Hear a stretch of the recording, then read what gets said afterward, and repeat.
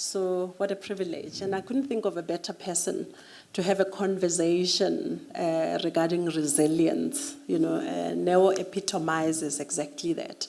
But maybe let me just offer my own definition of resilience. I'm sure there are as many definitions as there are people in the room of resilience. So my own definition at the personal level is, bouncing back from setbacks, but it's more than that. It also includes rising with intention, leading with empathy, and also being very,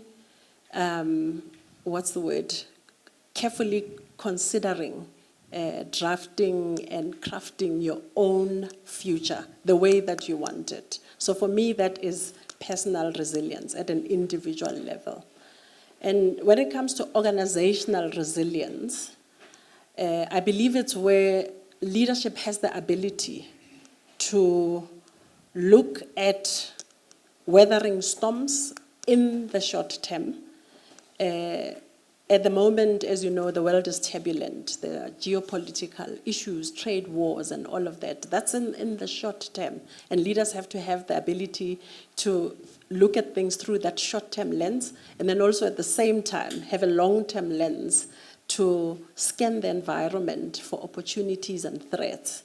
And I think you have traversed all of that, Neo.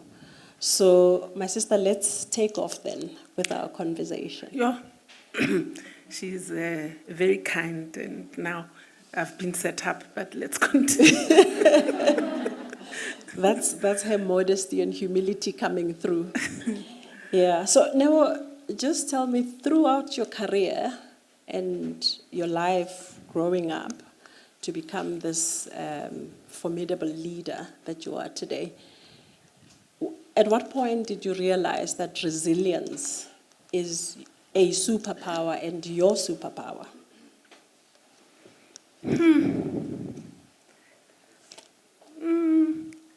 I think I've not always thought resilience is my superpower. But perhaps growing up, I would certainly say that I wasn't aware that one was resilient. And I'll give you an example. I grew up in a political home in Maseru, and I almost lived a double life. But I can tell you, nobody knew that I lived a double life. So I lived in a home with a father that was basically the head of the ANC in Lesotho. I'm trying to think what they used to call him. But it was sort of, at that time, what they'd call the equivalent of an ambassador today. So he was in charge of the ANC in Maseru. Went to a home and lived in a home that had hand grenades in the wardrobe, that had pistols, that had Makarovs, that had AK-47s. So I couldn't have friends coming over to my home. Look at her face. So early on in my life, I learned discernment. I learned that without necessarily being told that, I can't get people visiting me, because then, or vice versa, because if people visit me, then they'll see what's going on, and we didn't want them to see what was going on. And typically I couldn't ask anybody that I go to their house, because then they would ask if they could come to my house. Sure. But the double life I'm speaking about is also because I went to school like everybody else. I've got people that went to school. I've got one person I saw, but they were not in my class, but they were in my school. During the day, and I was a normal student, and actually I was a relatively good student. And at night, we got home because we lived under the threat of the apartheid government. And we could be bombed at any time. We've had our cars bombed, our homes bombed. And so at night, at some point of my life, we didn't sleep at home. So I lived this double life quite fine. And I can tell you that nobody knows. So that is, when you say resilience is my superpower, it is, because I managed to get through my studies without anybody knowing. And so that would be my first example. My second example would be when I failed board.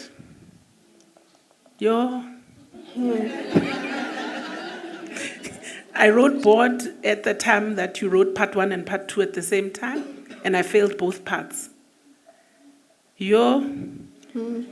When I have an issue that I'm dealing with, I take to bed. I sleep it off. But I'm very big about rising. I have my pity party, and then I stand up and I brush myself off and I get on with my life.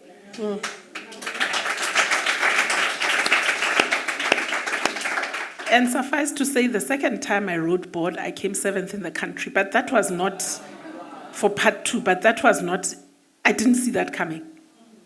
Yeah. Wow. Now I understand why you've always led with grace and grit, right? So I remember at Deloitte, there was a hoo-ha about Nelson Mandela is here for his granddaughter. It turned out to be Neo. I was like, what? You are Nelson Mandela's granddaughter. It was a big thing. And he had come because you were a partner, right? So you come from political royalty in this country, at least. That's how I view you, right? You are Chris Hanni's daughter. You are Dimpo Hanni's daughter. So that's a big deal. But you carry yourself with so much humility. Can you tell me, you've described how you grew up and all of that. What does that do for you in terms of your attitude towards servant leadership as well as resilience? What were those lessons that shaped you and formed you growing up as a child of someone who's revered in the ANC? Yeah.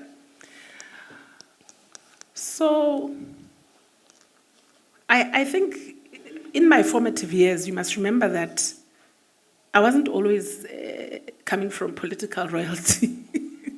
I was a child of a refugee when I was growing up. Excuse me. I was just simply a child of a refugee, and people never said it to my face, but I remember one day I was walking and I could hear this man saying, ke ane le ref, So guys, it was not always a great thing, and then I had to go and ask my grandfather, what is le ref? It was short for a refugee. So I think you look at it with the lens of now, and you say I come from political royalty. I don't think of myself coming from political royalty. And I think part of it is the fact that my father died in 1993. That's pre-1994, which is pre the elections, pre the bells and whistles of all these people who are now in the seats. So yes, my father was political commissar. Yes, my father was head of MK, which is the armed wing of the ANC. He was head of the Communist Party of South Africa. Yeah, all of those things. But it didn't dawn on me really, even though I was the firstborn in the family, that it was any big deal. I mean, he'd had bodyguards and all of that. And when we went to malls, we couldn't shop with him because honestly, it was such a big deal. People would come to him, we eventually said, stay home. Wow. Sure. So in terms of servant leadership, I think if there's somebody who epitomizes servant leadership, it's my father. Wow. First of all, he was a very nice person. I think if you ever meet anybody who knew my dad personally, he would tell you Chris was a very nice guy. And for me, he was just a father. I mean, he was nothing else. I mean, a friend of my husband tells a story that when my father came to UCT, at the time I was at UCT, and he was addressing the students at Jamie Hall, he saw me walking to my dad, giving him a hug and walking in the opposite direction. He said he was shocked to say, how? We are all rushing to hear this Chris Hani in the hall, and here's this child walking in the opposite direction. No, I said, he's just my dad. I have no time to go and listen to him. Yeah. I said to Dad, I'll see you later for dinner. That was that. So when we could go, so my father left Lesotho in 1980 and he was everywhere, basically, whether from Russia to East Germany to, I don't know, Zimbabwe, Zambia, all the African countries you can think of, Angola, etc. The camps, that's where he lived. One thing about my dad is that he was in the trenches. Speak to anybody who was an MK at the time, he'll tell you, Yabano Chris was in the trenches. He was not hovering somewhere there, sitting in some office. No. That's not his style of leadership. And I don't know whether I've inherited it. I don't mind rolling my sleeves. The other thing that I think when you talk about servant leadership, Daddy spent a lot of time, there was always a queue of people at home when we were with him, coming to us for advice, whether it was marital advice, whether it was, I don't know, any advice, going to school. He always encouraged younger people in the ANC to say, go to school, one day we'll be free. Guys, this one day will be free. I thought was such a myth. I was like, what are they talking about? And it happened. Yeah. It happened, yeah. Wow. And I know that he was a maverick that could, talk truth to power. I know he got into trouble for the letter that he wrote at the time. It's a bit like you. You're a bit of a maverick as well. You are so courageous. You will say things as they are. Yes, from my knowledge from time of to you. time. So there's a bit of him in you, right? That is, yeah. Yes. But obviously, I'm surprised. You said you failed board. Do you know how you were introduced to us at Deloitte? This was this lady who was in the top 10 in her CA cohort. We couldn't wait to see this woman that walks on water, right? Like, who is this? It had never happened for an African black woman to be in the top 10 of the. CAs will understand what that means. So. You understand that you came from Cape Town and we had to see Neo. Like what? So now you've explained to me what it is, that drive, that mindset to bounce back. So you didn't know that I'd started in the mud first. I didn't always walk on water. Listen, wow, amazing. Yeah. And so at Deloitte, you rose up the ranks, up to a point where you became a client service leader. That's a big deal, guys, being a client service leader for SAA. It was huge. You were taking over from Andrew Mackey, from my recollection. We were like, what? A black woman taking over from this white guy who's so smart, who's so revered. And there was Neo boldly saying, I will do it. And you did it. And this was the public sector as well. It was so big.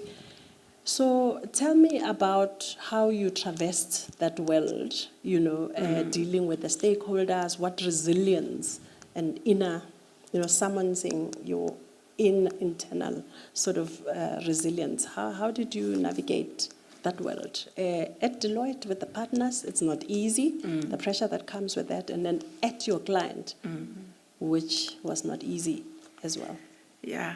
I think it's important to say, SAA, like banks, we had joint auditors, which meant that there was a host of partners. I mean, I'm trying to think how big that team was on SAA. It was really, really big. And even the partners. There could have been at least 4 to 5 partners at any one point from each audit firm because of the size of the client.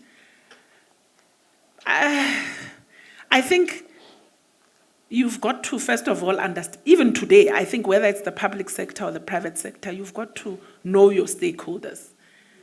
You've got to know that there's one particular stakeholder, which is government, who's demanding.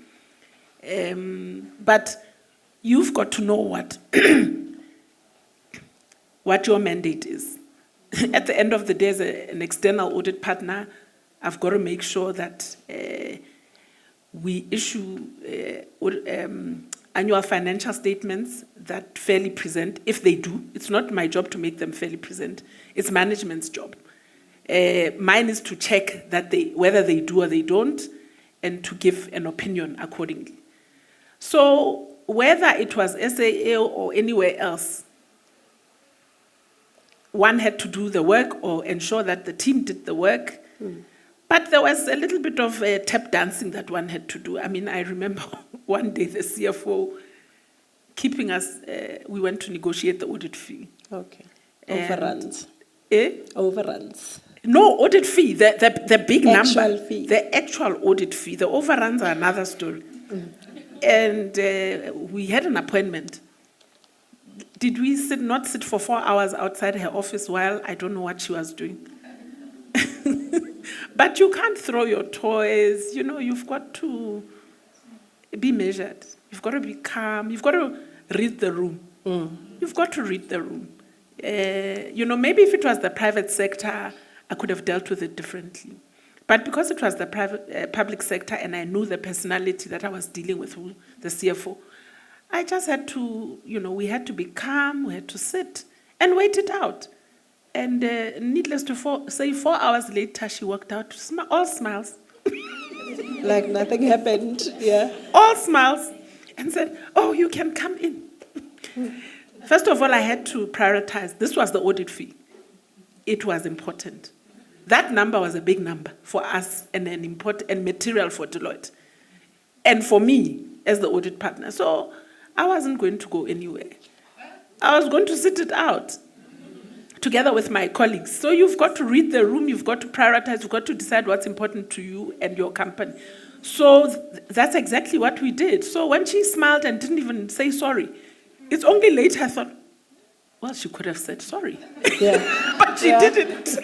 She was all smiles. Come in, do you want coffee, do you want tea? Went in, negotiated the audit fee. And the audit, you know how, whether it's a tax fee, an audit fee, or any other fee, it's always difficult. So you don't want to postpone that sort of thing. Yeah. So those were the kind of things that you had to do. You report to different stakeholders. When I was at SAA, different departments. That's another thing that SAA, I think, still suffers from, is feeding in, Interference. Yeah, it's a lot. But you've got to tap dance but stick to your ethics, stick to your mandate, do what's right.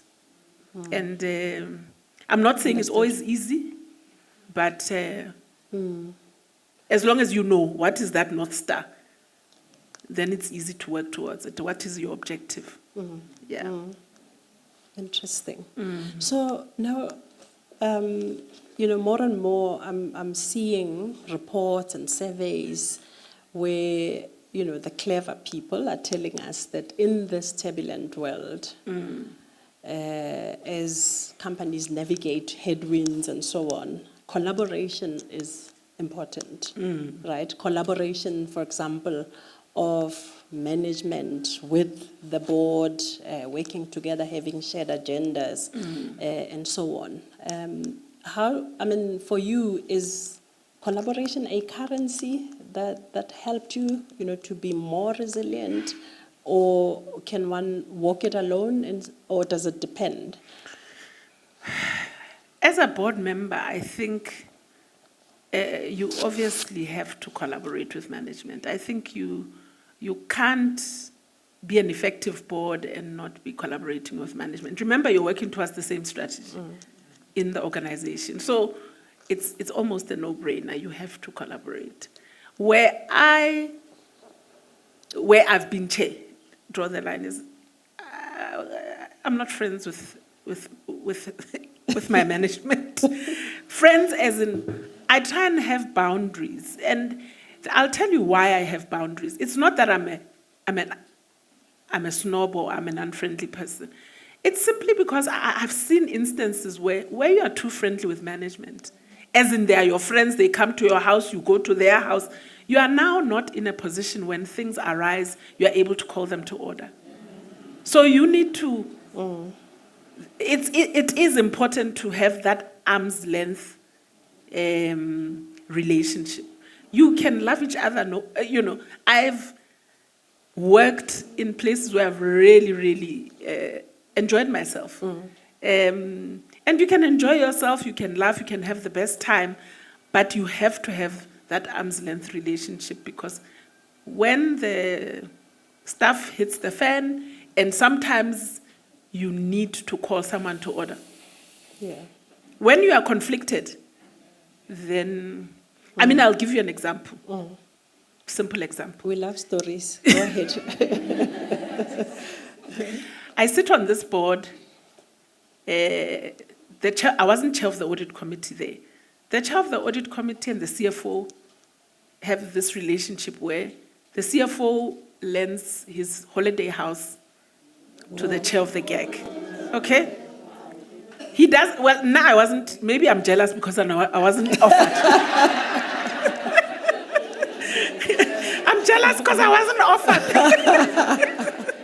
And it had been going on for years. And I think I found out towards the end that, he said, yeah, I was in Neisner. And then, so I'm listening. I was in Neisner and then I'm thinking, that's interesting. Guess what? The CEO and the CFO have a bit of a tiff around issues that the CFO really needed to be disciplined. Or, I'm using a harsh word. Disciplined maybe at that level is strong. No, there's a few things that he dropped the ball. And as a board now, we needed to decide how do we deal with this issue. Okay? Remember, the CFO is a member of the board. Yes. He's not just, if it was another member of EXCO, we need to remove ourselves. We need to let the CFO, and that's the thing, you always need to remember who you are and where you are, and relative, spatially. If it's a member of EXCO, the CEO has the authority. You guys, he may ask for your advice, or she may ask for your advice, but you've got to step back. But when it's a member of the board, it's within your jurisdiction. Now, there was a lot of tiptoeing because now chair of GAC goes to this guy's house for holidays. And so I was watching it with interest as to where this thing would end. And the CEO was seething. He was seething. It related to abuse of assets. Company assets and et cetera, et cetera. And I think it was sometimes it's habit. I think sometimes within these companies, and it was a private company, sometimes within a company you allow things for too long. And then one day you think it's too much. And there was another ball that had been dropped that was major, so everything as charges came into this thing, including something that he'd been doing for a long time, to be honest. So, suffice to say, the tap dancing happened, and in the end, it was a little bit of a slap on the wrist. And another thing I'd say, you've got to choose your battles. Some battles are not all yours. You are a member of the board, yes, you've got a say, but you mustn't make everything. This monkey is not always must sit on you. No. You mustn't always be the bad person. Yeah. No, I hear you. And what I'm also hearing is that, you can be friendly with management, but you don't have to be their friends. That's what I'm hearing you say. Yeah, good lesson there, guys. It's my thing. No, it resonates. It resonates.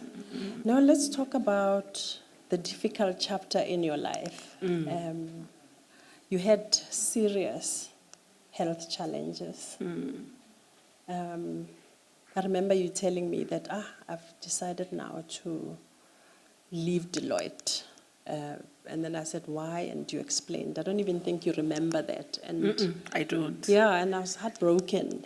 Because, as I say, you were shining at Deloitte. We all wanted you to be in EXCO and all of that. And you said, no. It took courage to do that, to make that decision and to start a new chapter in your life. Can you explain a little bit about that vulnerability and how you found strength in that vulnerability, in that vulnerable moment in your life where you had to make such a decision about your career and to start anew? Yeah. My husband often says, not making a choice is also making a choice. And so sometimes life makes choices for you if you don't make them, actually. So I was faced with maybe let me go back. Before I got married, while I was living in Cape Town, which is probably before I came to Joburg, I had a serious health scare. It was actually more than a health scare. I passed out in a movie. This is very interesting. I was on a first date. Imagine.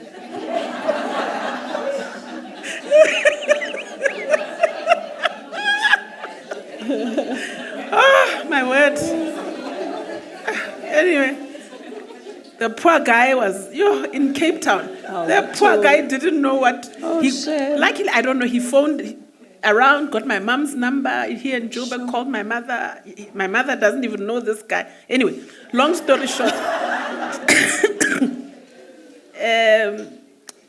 I was diagnosed with quite a serious illness, admitted to hospital, diagnosed, had the operation, which was a 12-hour operation, came out of the operation, couldn't walk. But one thing I could do, funny, I always remember this. I couldn't walk, but when you come out of, and I'm sure doctors, if there are any doctors in the room, will relate, is that they ask you certain questions to test whether your brain is back. Your ID number. So now I can reel off numbers. I can reel off my ID number, my telephone number, whoever's number. I keep numbers in my head. So they asked me, so who are you? Your number, this number, that number. So they could see, okay, the head is working. Okay. And even I was a little bit shocked that, no, everything is back. Yeah. But I couldn't walk. So I was paralyzed from here down. Sure. So I'm one of those people who had to relearn to walk. I look at movies where when you walk from here to there, the hospital is standing and everybody's clapping for you. I was that person. So I had to relearn to walk. Wow. Yeah. But I did relearn to walk. Although I don't have 100% of use in my left foot, but it's good enough. If I'm tired, I limp. You have to be one of those people that's who notices things. To notice. Some people will say to me, "Neo, you are limping," and I'll say, "This one is paying attention." So not a lot of people will see it, and it happens when I'm tired. It happens when I'm tired. That's just one of the side effects. One of the side effects I can share with you is that I have epilepsy now. Sure. So I'm on chronic medication for epilepsy. So the reason I passed out, it was not because I'd taken anything exciting, was because it was the onset of epilepsy that came as a result of this condition. Yes, so that was that. So I had a scare in my life early on. And as I sat home for that 3 months, I thought about my life and I thought, things have got to change. But I went back to work. I wasn't married and I didn't have children, so I went back to work. But it was a little bit of and I think during that time, I read books, and I remember Louise Hay, I think that's the lady's name. She talks a lot about wellness. Well, way before wellness was a thing. Over 25 years ago, I was reading her books. Talks a lot about wellness. And I thought, yeah, okay, one needs to look after themselves. But it's easy to get back into the rigmarole of life and get on with your life. And then come to Deloitte, get married, have my first child, no problems, have my second child. I nearly delivered my child at Deloitte. What? The gynae said to me, "Neo, had I not come to him that day, I nearly delivered my child in the passage." Jeez. Because the problem with me is I don't have, what do they call these things? Pains. Oh. I have a high pain threshold, so I don't feel labor pains. They feel like small little pains. Discomfort. So there I was almost delivering and not aware. Sure. But then I realized something must be wrong. And I phoned my sister, and I was on my way to fetch my eldest son, and she said no, go straight to the hospital. Sure. I will fetch the child. So being the obedient big sister, this is my last born. I'm the eldest, the last of my sisters. The middle one has passed away. So Lindy says to me, go to hospital. I get there. I've got my laptop, by the way. I'm busy. How? My God. And they say, no. The doctor will see you. Just, I'll squeeze you in, no problem. I get to the doctor, he says, you are in labor. Hi, Bo. He says, Neo, here's a note. He writes a note. He says, I was at Sunning, and says, don't go to reception to, fill in those 100 forms to say you're going to pay them. He says, he wrote a note that said, I guarantee payment for this account. Wow. I love that man. I'm seeing him this week. Yeah. He said, I guarantee payment of this bill. Yeah. And they must put me on some drip to try and delay the birth of this child. That time, I'm 6 months pregnant. How? Needless to say, the next morning, they couldn't delay. 9 o'clock, they called him, and I went flat. They were panicking. They were running up and down. And I'm looking at these people. It's so interesting to look at medical stuff. It's happened to me a couple of times. Running and bumping into each other when they think it's an emergency, and I'm not feeling anything. I can't. Oh. So that's the thing. So it's clearly something, and they're whispering, and they're phoning the doctor. No. Ship him, to theater, dressing me, what. Calling my husband. Wow. Needless to say, my son was born at 6 months and 1.02 kg. That tall giant of a son? The middle one, yeah. Oh, the middle one. The middle one. He's grown. He's a big man. Wow. Yeah, he's a big man. He's turning 17 at the end of next month. Let's give that a round of applause. Nice. So wow. that was my second wake-up call. Jeez. And I said no. And then I got very sick then at that time.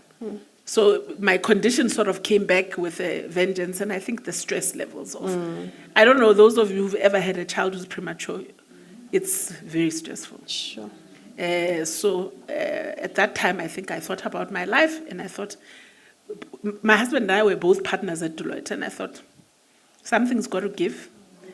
My child is more of a priority, and my life is also a priority. And, the question, I think the short answer to that question is, it was a choice, but it was life in a way making me make a choice. And it meant that I had to sacrifice, compromise on certain issues. Like I had 2 helpers, I had to let one go.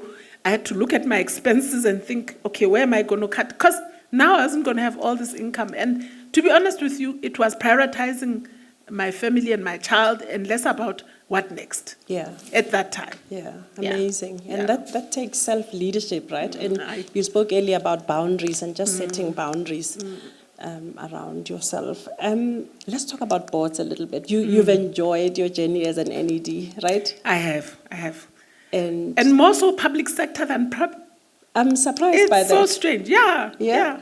Tell me a little bit about, maybe just for our purposes here, to learn from you, sort of lessons that you can impart. You can go anywhere you want to, what books we can read. I don't know that you can study governance for me, but what tricks, strategies, to show up? Sure. How do we show up in the boardroom so that we enjoy it like you do? Because there are studies that show that women rise,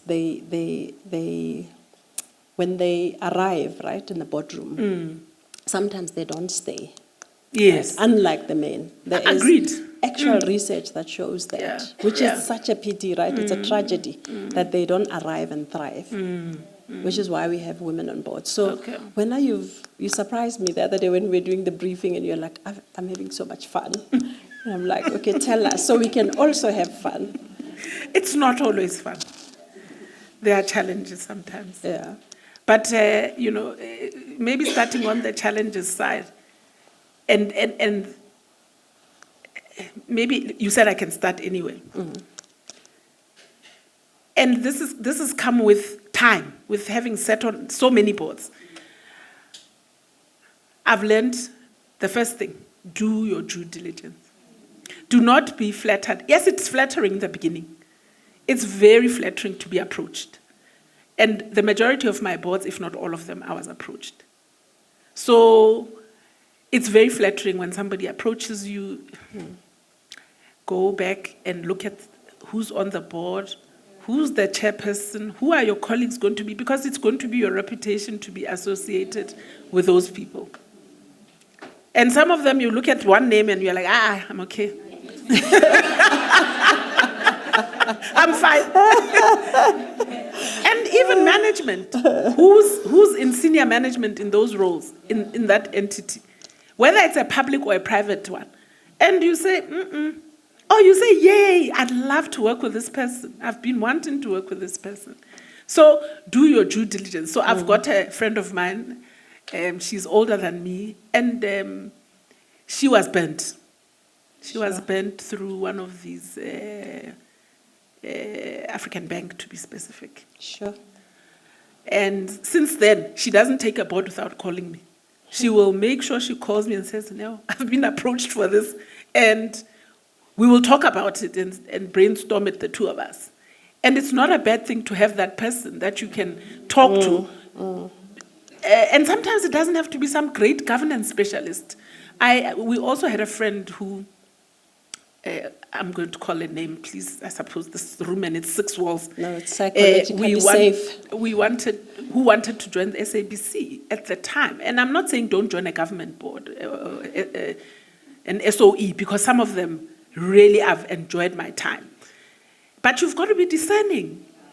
And she wanted to join the SABC at a time that it was really, really rocky. And she said, we asked her why.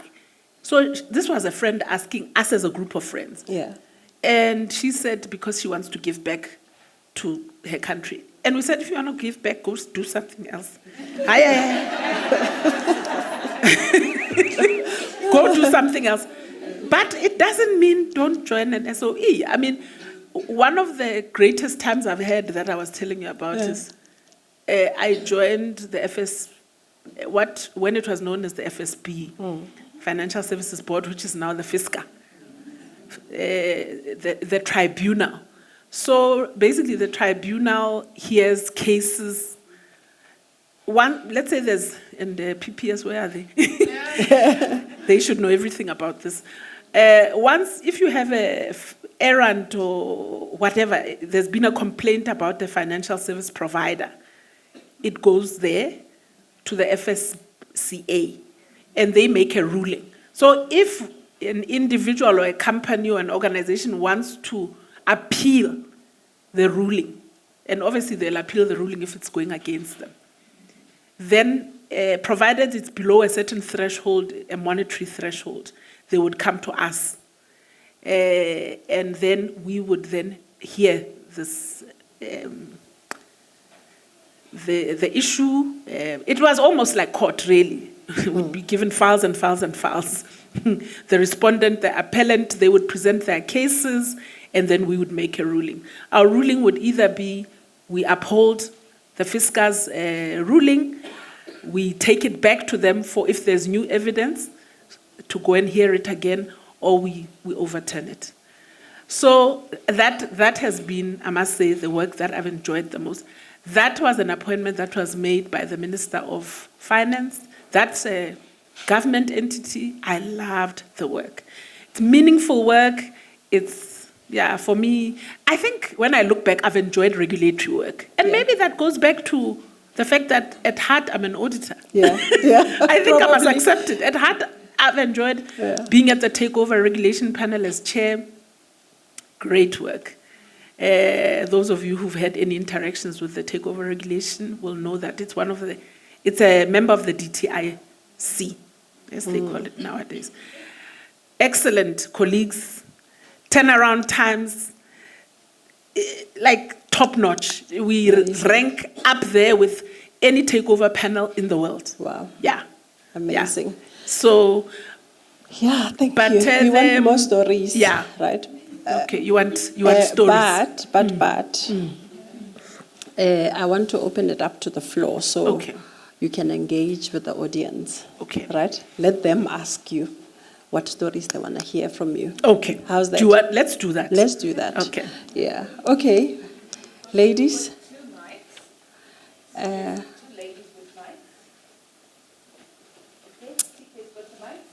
TK, here. There's a question here.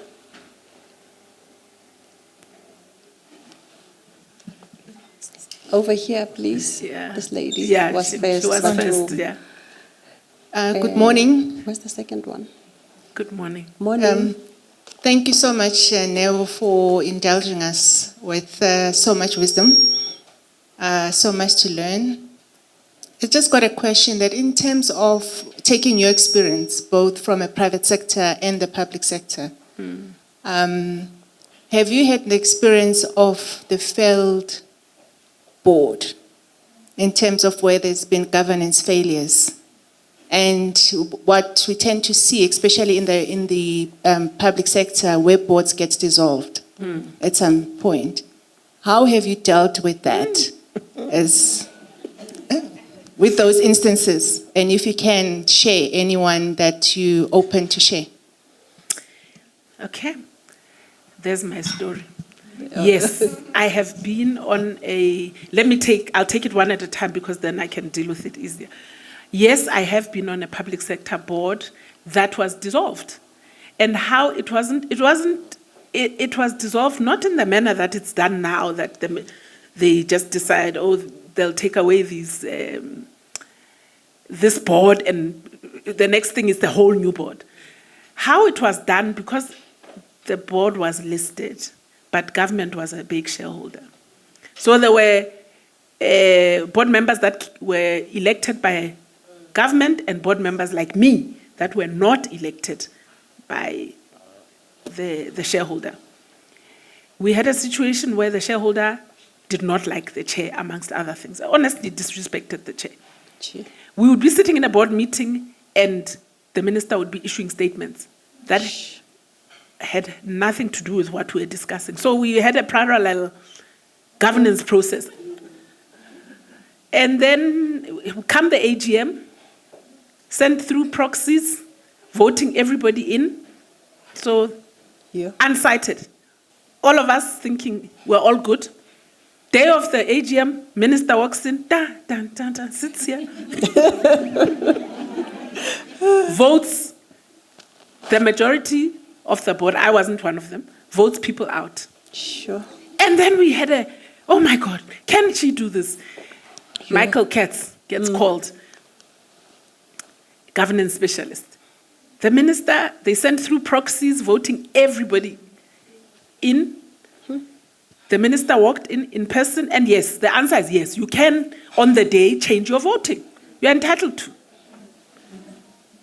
And voted in concert with another government entity shareholder. Gee. They voted together. They were sitting together, actually. I could see they had these, and I was sitting on the same row as them. So I could see them as they were voting. They were voting. And you could see it on the screen. 20%. It was a bloodbath that day. Yeah. So your question then is, we were not correct as a board. We didn't have a chair. Yeah. How many board members? There could have been three or four. There was a particular board member there who wanted to be chair. And what happened, and it was my early days of this NED journey of mine. The remaining board members said I should be chair. This company is huge. It is a R1 billion company. It's no. I know my limitations. I was like, I'm not chairing this. Yeah. And then so it was by a show. You voted by a show of hands. So he said he wants to be chair. Nobody voted for him. Everybody said then did this. And then they said Neo. And then they said we want Neo to be chair. And I refused. I said, guys, I'm not going to be chair. So that is one story. So I have been involved, and it was a bumpy, in fact, it was very soon after I'd left Deloitte. It was a bumpy, bumpy few. I was sat there for 9 months. I could have had another child. And then at some point, I ended up resigning. No, I resigned, but not before I caused a bit of a ruckus, but that's another story. Wow. Madam. Good morning, everyone. Oh my gosh, I'm so inspired and so honored to be here today. Mrs. Neo, your dad inspired us all, and I'm sure anyone from, any family that was politically active and wanting the best for this country is very proud of the work that he has done. And thank you to the family for sharing him and his stories with him. And we continue to go back and think about him whenever we try to make decisions that impact other people. It's people like him that we look up to. Your story of resilience is quite, resonating with many of us women every day facing many, many challenges. They say that, when one door closes, the other one opens. And then for me, it's like, how do you discern that this is a closing door? Do I still need to be resilient? Or do I need to close the door?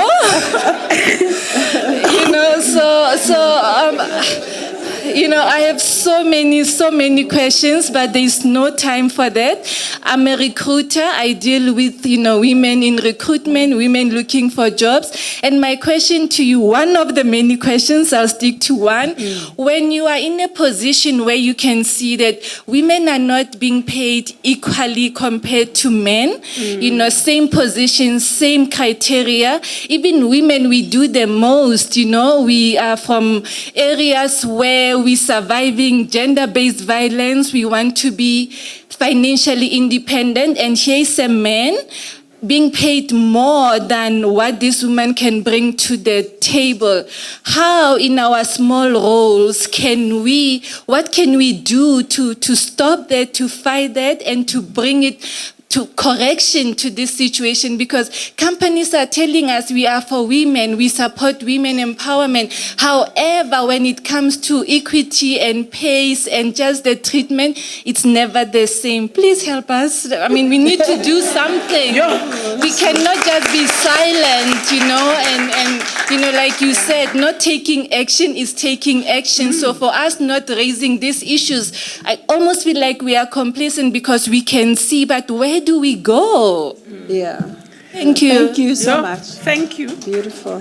For your kind words, but that's it's a very broad question.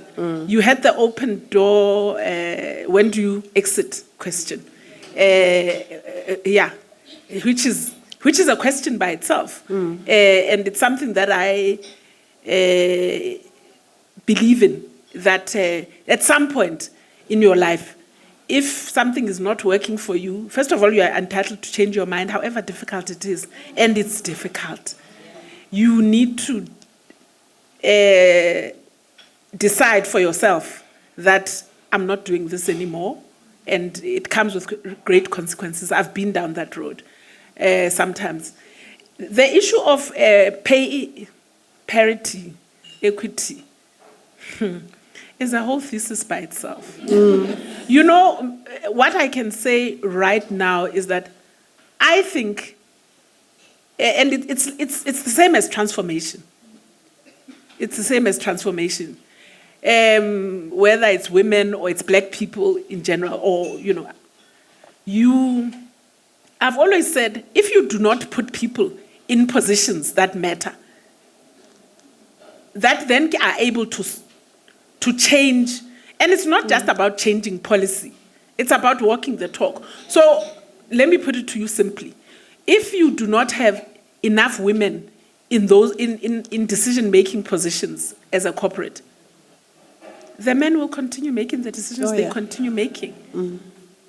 I mean, I look at the new president of Namibia and all the changes she's making. I mean, look at her cabinet. And I think it will have a trickle-down effect. and maybe not just a trickle-down effect, I'm hoping it has a downpour actually, that the companies will start, in Namibia, will start to see what their president is doing and say, if our president is doing this, then surely, and I hope she goes and has a big stick to all those companies. Yeah. And that our fellow African presidents can also start seeing what happens. Yeah. It's a very difficult thing.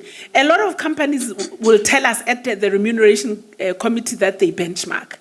And yes, they will acknowledge that it's not the same. When you are sitting at the board level, you are too far. You are too far. It's the HR people. Yes. Those are the people. Yes. Yep. It's EXCO, it's the rest of EXCO. You are hiring, you are in marketing. You are hiring in marketing. What are you offering the person who's coming to your division? Are you looking at that salary and saying it makes sense? Or are you relying on HR? No. You shouldn't rely on HR. You push back and you say it doesn't make sense for my person. Yeah. And we are only going to be our own worst enemies in this room or our own best friends. Yeah. And I always say, you know, there's this song that my sister-in-law likes to sing, something about being great where you are. Be great in your corner where you are. Yeah. Be influential in your corner where you are. Do what you can where you are for now. No, thank you. No, We've got two questions. Such wisdom. We could be here all day. But you can catch Neo obviously at break. And I'm asking for your indulgence to take one last question. Is that okay? Delia, we've Thank got two you. questions from the people online. Can we accept them? There's one in the room. Okay.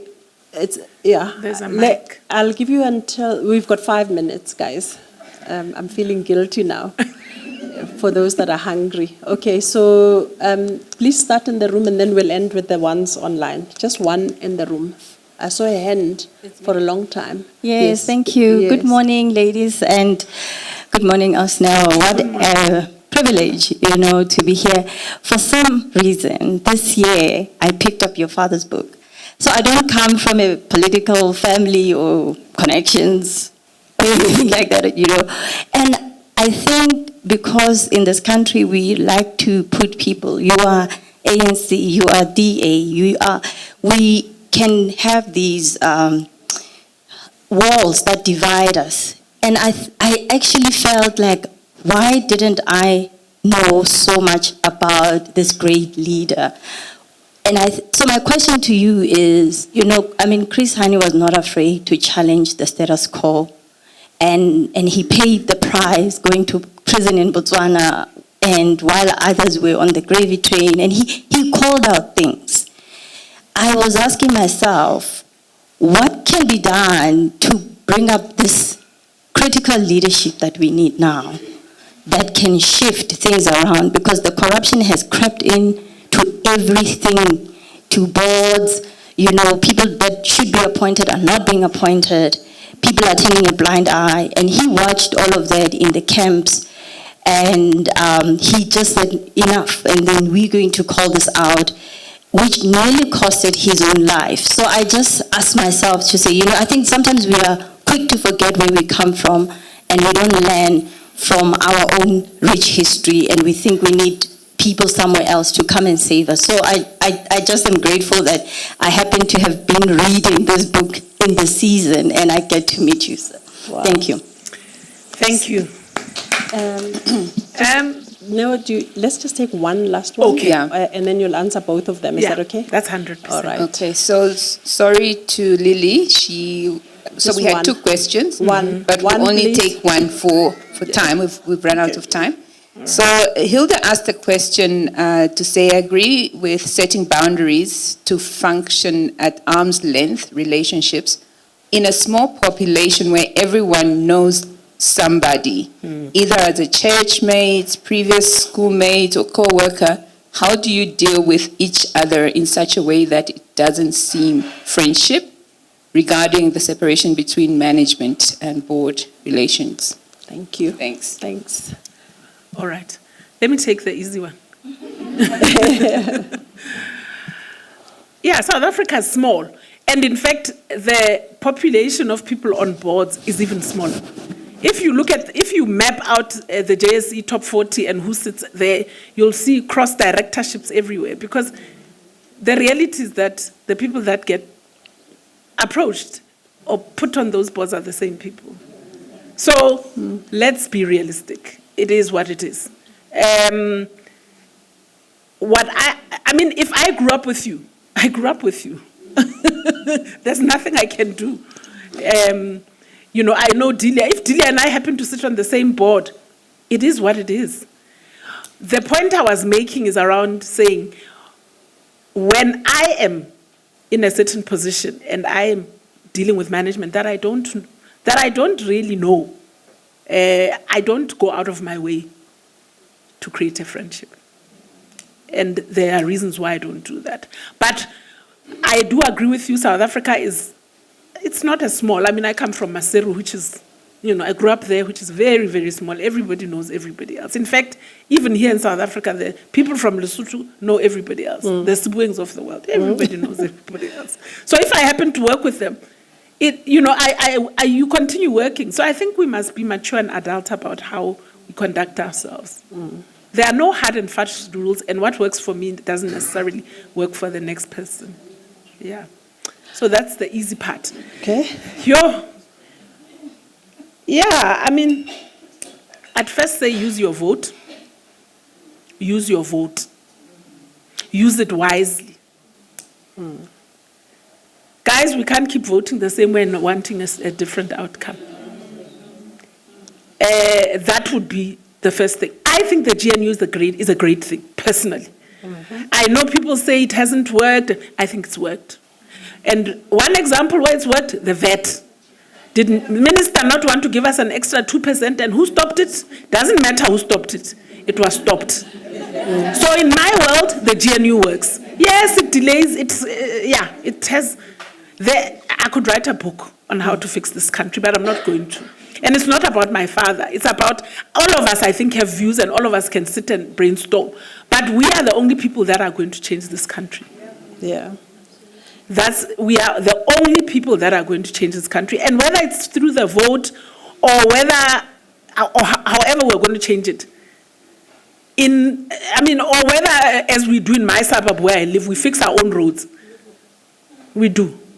And whether if you are in that position that you can fix your own roads, then do that. Because what else can you do for now?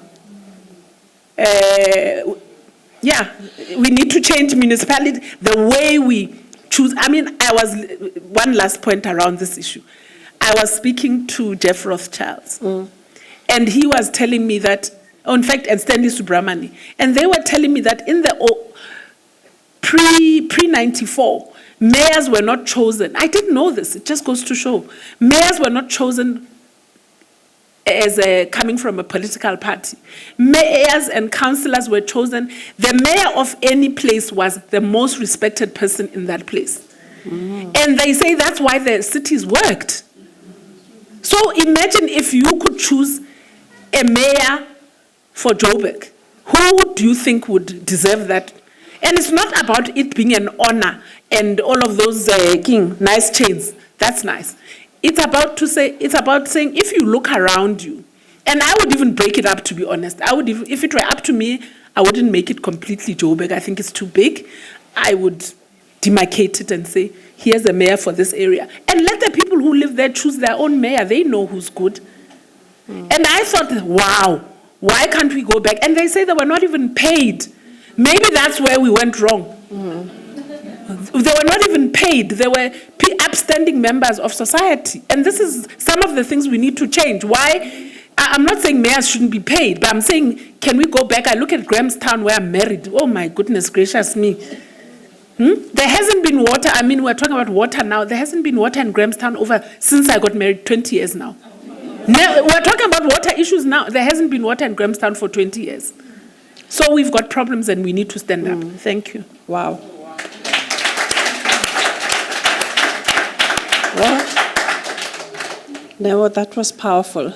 I mean, honestly, it was so mesmerizing. We could go on for a long time. So it wasn't a fireside chat. Guys, this was a masterclass in resilience, right? So thank you so much for always answering the call when I need you.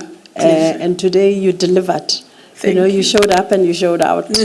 Thank you, my friend. Thank you. Appreciate you. Thank you so much for listening, for your attention and your smart questions. Please come back at Quarter 2. I'm taking some liberties. I know my co-founder is going to look at me sideways, but I'm giving you a little bit of time to network. Part of this is to enjoy each other. Okay, go forth and enjoy. Thank you very much, ladies. Thank you. Thank you. Wow. Thank you. Thank you.